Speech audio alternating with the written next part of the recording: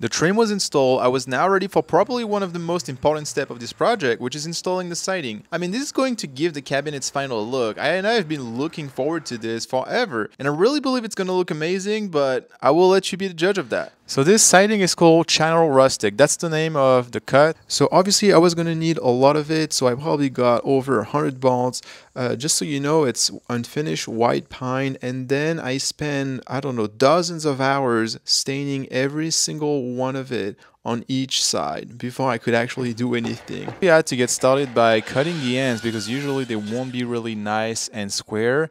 And also for the first board you're going to put down, you need to get rid of like that extra little piece that's sticking out at the bottom, because again, you want really something absolutely square that you're going to place first. And so here is the final result of what I got. Obviously you want to always stain anything that you cut because you want that wood as protected as possible. Working by myself, I knew that I was in for some fun placing the first ball, especially that you wanted to keep it completely level. Oh yes, we're gonna have some fun here.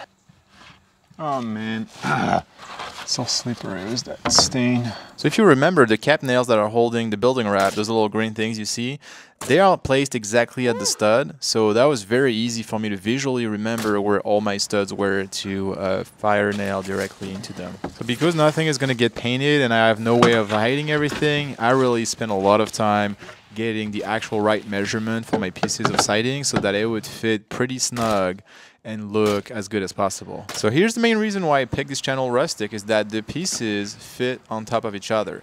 And knowing that I was going to work alone, to me, that was a big selling point, that I knew once I had my lower layer in, all the upper layers were going to be a lot easier to put together. Obviously, I knew that this siding endeavor was not going to be all sunshine and rainbows, and then eventually I was going to have to work around some trim.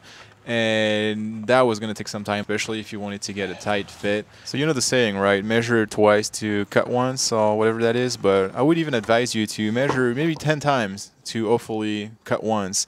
And so yeah, that's what I did. Took my time and hopefully got the measurements right, and also tried to work as precisely as possible when it came to making that cut. Qu'est-ce que j'ai branlé? Putain. Well, look what I did. I just cut the absolute opposite of what I was supposed to. I was supposed to cut this and leave that, not the other way around. What did I tell you? Measure 10 times to cut once? See, I can't even follow my own advice. Alright, let's do it again. Alright, so that's what we wanted, not this. My goodness, it's not gonna be easy. Yeah, I don't know if that's gonna work. No, there's something that's way off here. So you see, even with taking my time and measuring everything, I still messed up big time by cutting the wrong stuff in the first place. And even when I finally got the right cut, it still took me maybe 4 or 5, tries of adjusting the cut so that it would fit as best as possible. Oh no! Attention! Don't break this thing. Okay. Needless to say that your patience will be greatly put to the test. Perfect. And as far as nailing goes, I was using my Loyal siding nailers. I mean, seriously, this thing was like the cheapest one I could find on Amazon, and I still have used it and shot maybe thousands and thousands of nails so far, and it's still going really strong. I think I'm using 2.5-inch long nails, and I was shooting 2 nails per stud. Not bad. So I'll spare you additional drama. So here was the piece that was going to go directly above my receptacle trim. I mean, as you can see, it wasn't perfect, and I still decided to go with a little bit of silicone, which is, matching the color of my stain, and go around my trim that way. And honestly, I mean, it looks a little light right now, but once it dries up, it really matches my stain pretty well. Then for a minute, you can enjoy a nice break where you don't have to work around trim, up until the point you get to the window and you're like, wait, what am I supposed to do with this weird little gap that I have? And how is that gonna work? Well, let me tell you that this time I didn't try to be a hero, and I decided that I would just put a piece on the left side of the window, and then I was gonna cut a very skinny separate piece that was gonna go directly under the window. And then, against all odds, that piece was perfect and it just fit in right away. Seriously, I mean, do you just believe in fairy tales or something? Of course it didn't fit at all. On va s'amuser. On va s'amuser, les amis. On va s'amuser. I mean, do you think I'm some sort of gifted carpenter?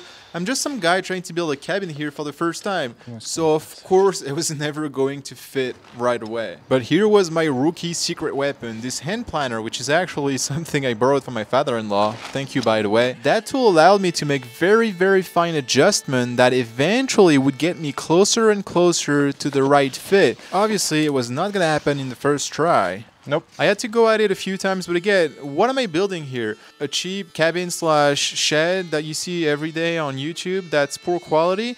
Or am I thriving for something of great quality that I will be proud of for years to come? Ah. Ha-ha! Oh my goodness. Look at this. See, now we're talking. With the time I've just spent getting that piece to finally fit, there is no way in the world I was going to take the risk to use siding nails and potentially blow it to pieces. So as much as you think you're a tape measure expert, which I think I'm pretty good with, I mean, I'm the kind of guy that shows up to Lowe's looking like this. Yeah, I know, it's weird. But it still seemed impossible to get a good measurement for my pieces of siding, so I ended up cutting the pieces a little longer, and then I would fine-tune them using the planner. It was definitely a slower approach, but it really led to good results, so I just decided to go with it and keep going that way. And then I was getting better, slowly but surely, as I was building my experience 1 hour at a time.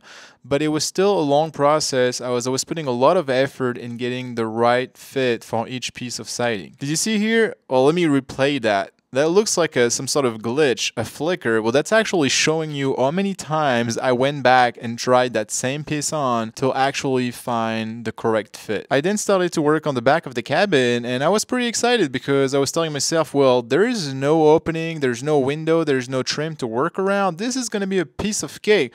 Well, it was until I got to this point. The first step was to extend the Docker trim all the way up, and then also to install trim directly under the roof overhang, and that was fairly easy as long as you remember how to draw your 612 angle using a carpenter square, using a carpenter square. And then it was just a matter to nailing that stuff in place. Pretty straightforward.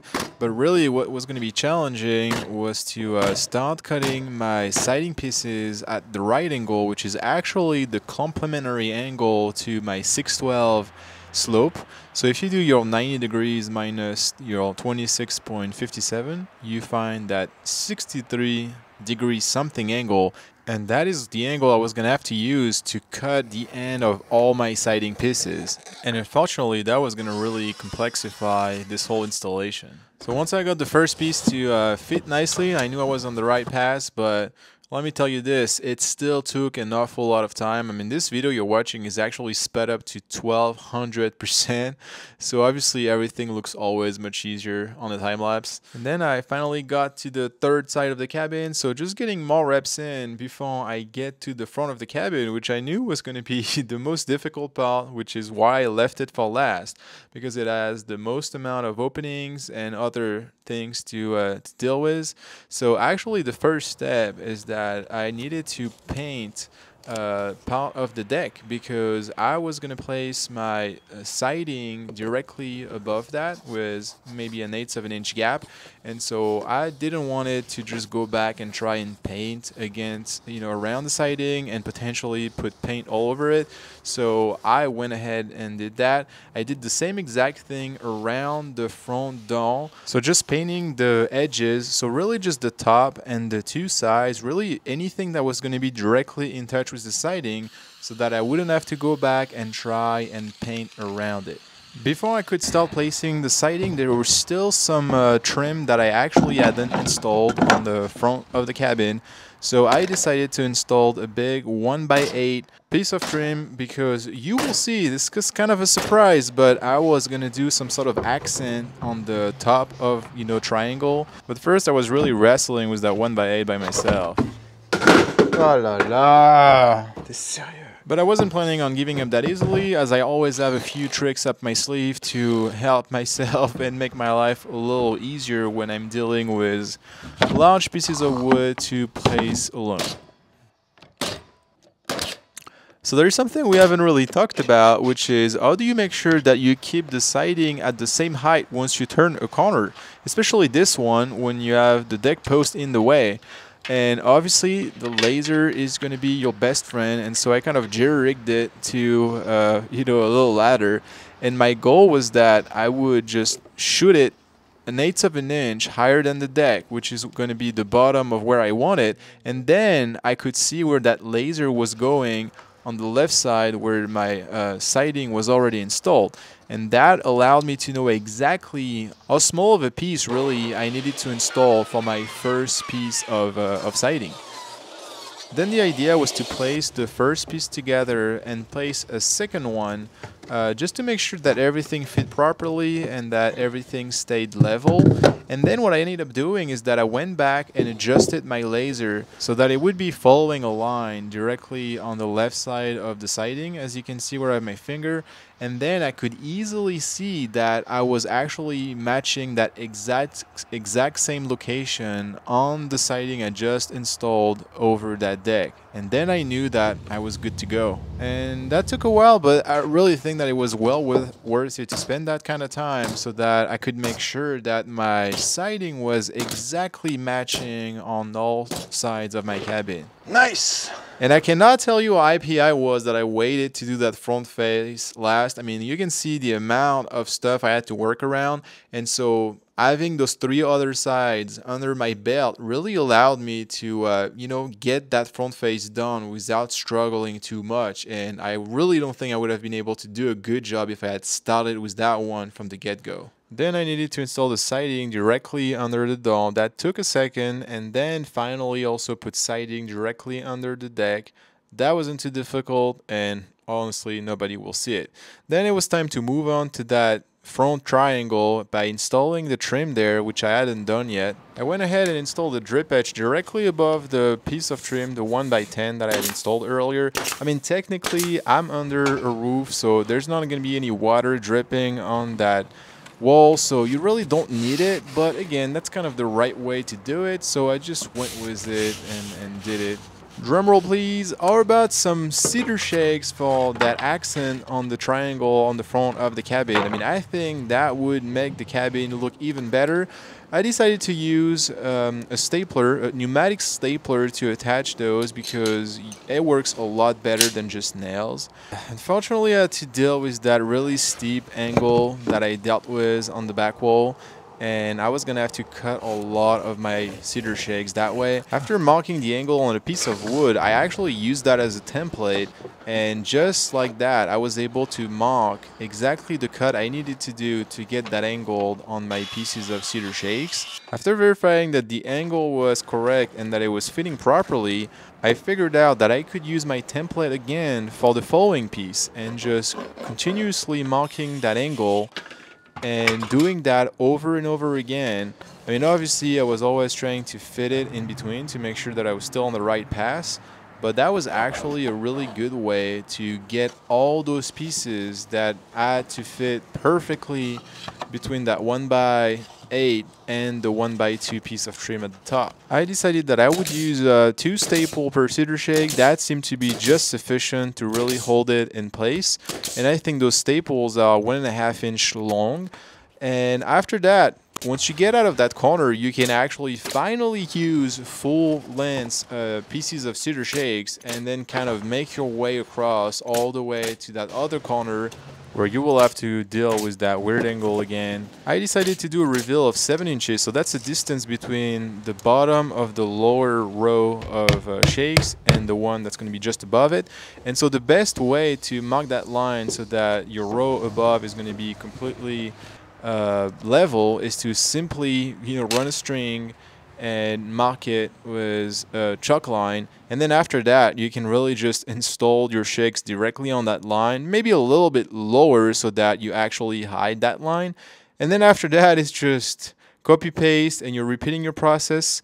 I know typically on the lower row you're supposed to do 2 layers, but again, because this is not gonna get rained on, I didn't really care, and I was also trying to save on my shakes. But this would actually turn out to be a pretty big mistake. It's been a few weeks and I totally take back what I said about the first row. I only put 1 layer, you're supposed to put 2, stagger. The cedar shakes actually did end up drying up some, and so look at this. You can actually see spacing between some of them. Not all of them, but some of them. You can see the flashing tape and you can also see the building wrap. I think the worst case is probably here. Where is it? This one. Yeah, look at this. Ugh. And I should have known better, but I didn't realize, honestly, that it was gonna still dry that much. In an effort to hide this ugliness, I decided that I would use my dark brown sealant to put in between and hopefully manage to like make it look better. I'm gonna let that one dry for like a day and we'll see what it looks like tomorrow. I mean, you know, if you like really zoom in on it, you can tell, but when you just look at it at a glance like this, well, there's absolutely no way you can tell that I've put some sealant. You know, you can't tell, it's already kind of a patchwork. So, you know, having a little bit of sealants here and there, can't really tell the difference. So, to me, we're good to go, and that's an acceptable solution. Man, it's kind of hard to believe that only a few weeks ago the cabin still looked like this, and that now it looks like that. I mean, what a transformation. It finally looks like a proper cabin, and I absolutely love the result. But what do you think? I mean, I know a lot of you have watched this adventure for a while now, so what does it make you feel to finally see the outside of the cabin done? I mean, please let me know in the comments what you think. I really, really want to know. I mean, it's quite the milestone in my opinion, especially since this project has been going on for ages now. But unfortunately, I'm still not out of the weeds just yet. I mean, look at what the inside looks like. I still have a lot of work to get done. I'm putting the link here on the screen for the next episode. So thank you so much for watching. I do appreciate it, and I will see you in the next one.